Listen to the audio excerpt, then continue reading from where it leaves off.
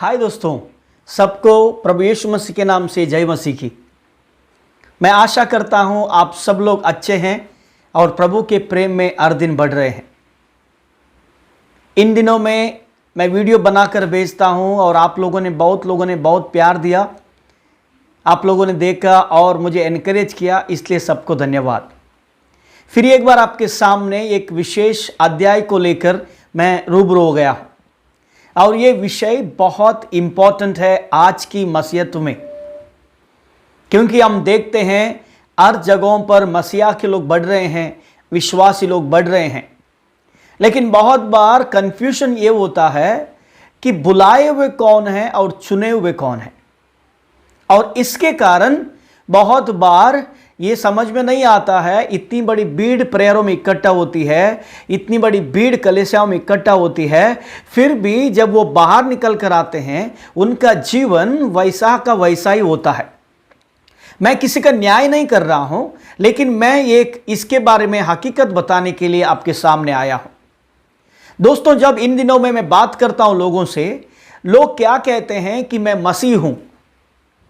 उनको लगता है कि वो मसीह हो गए हैं, और जब मैं उनसे पूछता हूं कि आपने ऐसा क्या अनुभव किया कि आप मसीह बन गए, आप प्रभु यीशु मसीह के बच्चे बन गए, तो दोस्तों बहुत बार उनके उत्तरों को सुनकर मैं कुछ ताजुब हो जाता हूं। उनका उत्तर होते हैं, मैं बहुत बीमार था। कोई एक पासवान मेरे घर पे आए, उन्होंने मुझे प्रेयर किया और मैं ठीक हो गया और मैं कलीसिया को जाने लगा, इसीलिए मैं मसीह हूं। और कोई कहते हैं, मैं तो पैदाइश से ही मसीह परिवार में पैदा हुआ हूं, तो मैं मसीह हूं। और कोई कहता है, मेरे शरीर में शैतान का प्रॉब्लम था, नहीं तो परिवार में किसी को शैतान का प्रॉब्लम था, पासवान ने आकर प्रार्थना किया, कोई कलीसिया के लोगों ने आकर प्रार्थना किया, मेरा ठीक हो गया, उस दिन से मैं चर्च को जाने लगा। दोस्तों, ये उनके विचार होते हैं, लेकिन सच्चाई को वो ना जानते हुए वो कलीसिया में जाते हैं और उधर एक जीवन जीते हैं और बाहर आकर उधर दूसरा जीवन जीते हैं। मैं आपको बताना चाहता हूं, सही मायने में एक व्यक्ति का उद्धार कैसे होता है, नया जन्म बोलते हैं, वो कैसे होता है, यह जानना बहुत जरूरी है। दोस्तों, मैं आपसे रिक्वेस्ट करता हूं, ये आपके कलीसिया के लोगों को भेजिएगा, अपने दोस्तों को भेजिएगा, ताकि उनको भी पता चले कि वो लोगों का उद्धार परमेश्वर के वचन के अनुसार हुआ है, या उनका उद्धार वो जो सोचते हैं वो मसीहा बन गए हैं उसके कारण हुआ है। परमेश्वर के वचन से प्रूव होना बहुत जरूरी है, नहीं तो क्या होगा, हम बताएंगे हमारा नाम मसीहा, हम बताएंगे हम चर्च को जाते हैं, लेकिन हकीकत में हम अब तक उद्धार ना पाकर जीने वाले लोग हो सकते हैं। मैंने ऐसे बहुत लोगों की कहानी सुनी है, उनको पहले लगता था कि उनका उद्धार हुआ है, लेकिन मसीहत में आने के बाद में करीबन 10 साल या 15 साल के बाद में उनका उद्धार हुआ है। तो दोस्तों, जब एक व्यक्ति प्रभु में आता है और उसका उद्धार होता है, मतलब वो परमेश्वर से उसकी मुलाकात होती है और उसके जीवन में एक बड़ा परिवर्तन होता है, तो उस परिवर्तन के दौरान खास करके 4 चीजें होते हैं। प्लीज सुनिएगा, 4 चीजें। मैं उसको ज्यादा एक्सप्लेन नहीं करूंगा, सिर्फ आपको समझाने की कोशिश करूंगा वो 4 चीजें क्या है। आप किसी अवस्था में भी क्यों ना हो, आपकी परिस्थिति कुछ भी क्यों ना हो, शायद आप बीमार हैं या परेशान हैं, या आपके जीवन में कोई भी ऐसे जो समस्याएं चल रहे हैं, उस समय पर आपके पास कोई आता है और यीशु का सुसमाचार सुनाता है और आपको अच्छा लगता है और आप चर्च में जुड़ जाते हैं और आप ये सोचते हैं कि मेरा उद्धार हुआ है।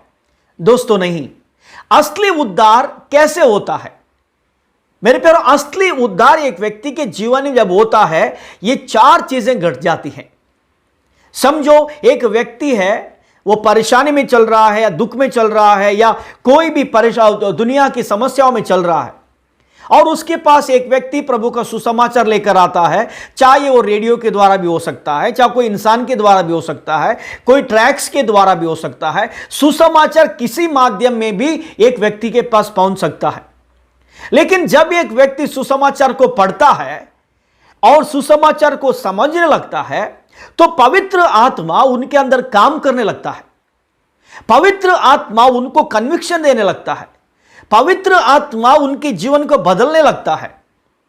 वो बदलने के समय पर इंसान को सिर्फ फीलिंग्स नहीं होता है, एक बड़ा बदलावट उसके आत्मा में, उसके प्राण में होता है। और जब तक ये बदलावट नहीं होती है तो हमने समझना है कि पवित्र आत्मा ने उद्धार का काम नहीं किया है। आपको सिर्फ फीलिंग्स के कारण आप प्रभु में आ रहे हैं। क्या करता है जब एक व्यक्ति प्रभु का सुसमाचार सुनता है? प्रभु यीशु मसीह इस धरती पर आए, मनुष्य के पाप के लिए मरे, उनको गाड़ दिया गया और तीसरे दिन जीवित उठे, और वो विश्वास करोगे तो तुम्हारा उद्धार होगा। जब ये प्रभु का सुसमाचार एक व्यक्ति सुनता है तो उसके जीवन में सबसे पहले उसको पवित्र आत्मा एहसास कराता है कि वो पापी है। पाप का एहसास होना बहुत इंपॉर्टेंट है। बहुत से लोगों को पाप का एहसास ही नहीं होता है। जब तक मुझे और आपको पाप का एहसास नहीं होगा तो हमको परमेश्वर की पवित्रता के बारे में भी समझ में नहीं आएगा। मुझे पता चलता है कि मैं कितना बड़ा पापी हूं, तब मुझे यह समझ में आता है तो जिस प्रभु पर मैं विश्वास करता हूं वो कितना पवित्र है। तो सबसे पहले क्या होता है? पाप का एहसास होता है कि मैं पापी हूं, मैंने पाप किए हैं, मैं परमेश्वर से दूर गया हूं। यह काम पवित्र आत्मा करते हैं। और जैसे ही आपको पाप का एहसास होता है तो आप तुरंत पाप को कबूल करते हो और मानते हो कि मैं पापी हूं, मुझे पाप की क्षमा चाहिए, मुझे पाप को मेरे जीवन से हटाना चाहिए।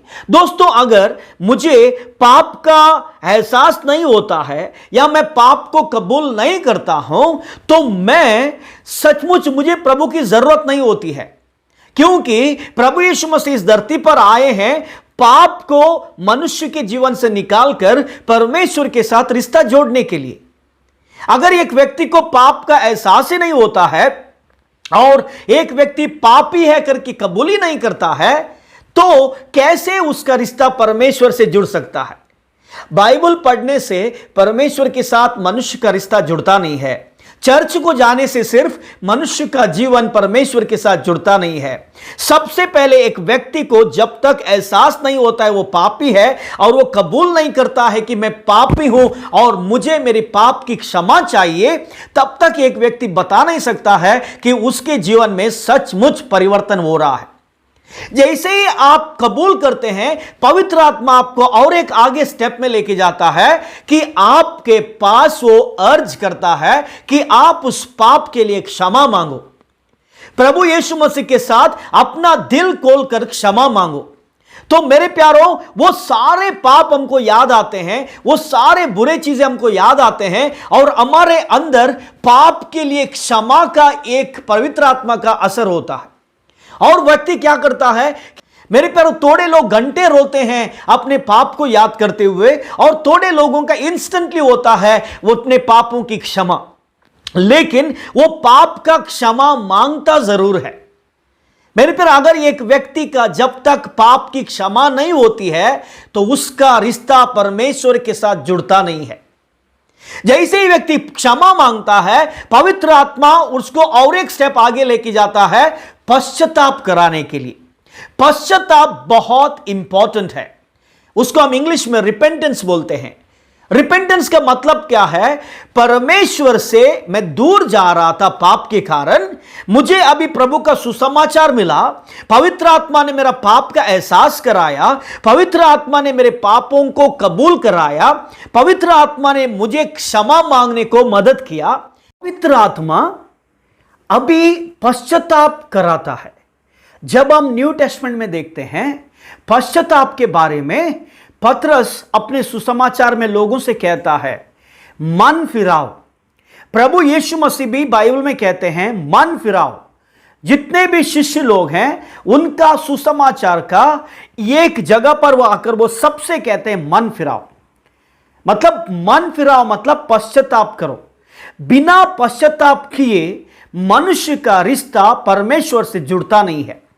बिना पश्चाताप किए मतलब किए गए पापों के लिए मन ना फिराएंगे तो हमारा रिश्ता प्रभु यीशु के साथ जुड़ता नहीं है। पवित्र आत्मा हमारे जीवन में यही तो काम करता है, पश्चाताप कराने का। आज क्या हो रहा है दुनिया में, बहुत से लोग हैं ना तो एहसास है पाप का, ना तो क्षमा मांगते हैं, ना तो कबूल करते हैं, ना तो पश्चाताप करते हैं, लेकिन वो प्रचार भी करते हैं, वर्शिप में लीड भी करते हैं और अपना दशमांश देते हैं, ऑफरिंग में देते हैं, और ये सब कुछ काम करने के द्वारा उनको लगता है कि उन लोगों का उद्धार हुआ है और वो प्रभु के बच्चे बन गए। नहीं दोस्तों, परमेश्वर ने अपने एकलौते पुत्र को देकर उस क्रूस पर हमारे पाप और अपराधों को लेकर हमको सब कुछ हमारा मिटा दिया है और उसने हमको ग्रेस दिया है, कृपा दिया है। मतलब जिसका हम योग्य नहीं थे उसका हमको योग्य बनाया है। लेकिन मैं योग्य बनाऊं करके पाप को एहसास, कबूल, क्षमा और पश्चाताप ना करते हुए मुझे प्रभु ने कृपा दिया है करके मैं बताकर मैं ये सोचूं मेरा रिश्ता प्रभु के साथ जुड़ गया है, तो वो सही नहीं है। जैसे ही एक व्यक्ति पश्चाताप करता है, पवित्र आत्मा उसका और एक आगे स्टेप लेकर जाता है और उसको बोलते हैं प्रभु यीशु मसीह को अपने जीवन में स्वीकार करना। रोमियो की किताब उसका 10वें अध्याय में 9वां और 10वें वचन में पौलुस मसीह लोगों को क्लियरली कहता है कि कैसे उसने प्रार्थना करनी चाहिए। वो कहता है कि तू यीशु को अपना प्रभु मानकर, वो तुम्हारे पापों के लिए मरा, उसको गाड़ा गया और वो तीसरे दिन जीवित उठा करके तू अपनी जुबान से कबूल करते हो तो तुम्हारा निश्चय उद्धार होगा। दोस्तों, ये जो उद्धार की प्रक्रिया में ये प्रार्थना बहुत इंपॉर्टेंट है। आप मुझे सुन रहे हैं, आप इस प्रक्रिया में चले हैं, आपने ये सब कुछ अनुभव किया है। अगर आपने अनुभव नहीं किया है, अभी आपको मौका है। अभी रोमियो की किताब 10वें अध्याय के 9वें और 10वें वचन में पौलुस लोगों को क्या कहना चाहता है? पौलुस कहना चाहता है कि यीशु को प्रभु मानो, मतलब यीशु को परमेश्वर करके विश्वास करो, और वो मनुष्यों के लिए इस धरती पर आया, मारा गया क्रूस पर, गाड़ा गया और तीसरे दिन जीवित उठा। ये प्रभु यीशु का मनुष्यत्व बताता है। मतलब एक व्यक्ति जब तक प्रभु यीशु मसीह को परमेश्वर और मनुष्यत्व ये दोनों को विश्वास नहीं करता है, तब तक एक व्यक्ति का उद्धार नहीं होता है। दोस्तों, आप ये सोचते होंगे मैं मसीह बन गया, आपने नाम भी बदल लिया होगा, आपने बपतिस्मा भी लिया होगा और आप चर्च में सारी चीजों में भाग भी ले रहे होंगे। अगर आपके जीवन में आपने अपने पाप का एहसास ना करते हुए, ना कबूलते हुए, पश्चाताप ना करते हुए यीशु को अपना प्रभु और उद्धारकर्ता अगर आपने ना माना है, तो आपने उद्धार का या नया जन्म जो हमको मिलता है उसका अनुभव नहीं किया है। मैं आपसे रिक्वेस्ट करता हूं, आपने ये वचनों को सुना, आपके जीवन में इसी वक्त पर आप बैठकर सोचिएगा कि आपने आपके जीवन में ये सारे चीजों को किया है। अगर नहीं किया है, पवित्र आत्मा इस समय पर आपसे बातें कर रहे हैं। आप इसी वक्त पर प्रभु से माफी मांगो, पश्चाताप करो और यीशु को अपना प्रभु और उद्धारकर्ता करके मानो और नया जीवन प्राप्त करते हुए एक बड़े ऐश्वर्य के साथ, बड़े एक विश्वास के साथ अपना मसीह जीवन जियो। सिर्फ फीलिंग्स में नहीं, भावनाओं में नहीं, या सिर्फ विचारों में नहीं, हकीकत में आपका रिश्ता प्रभु के साथ जुड़ने दो और आप प्रभु के बच्चे बनकर एक बड़े आशा के साथ अपना मसीहा जीवन जियो। इस वीडियो के द्वारा प्रभु यीशु मसीह आप सबको आशीष करें। मैं आपसे रिक्वेस्ट करता हूं, इस वीडियो को आप अपने दोस्तों को, मित्रों को शेयर करिए। अगर आपने अब तक सब्सक्राइब नहीं किया तो प्लीज उसको सब्सक्राइब करके बेल बटन दबाइए, ताकि जब जैसे ही मैं वीडियो करूं आपके पास तक पहुंचे। सबको जय मसीह की। Thank you.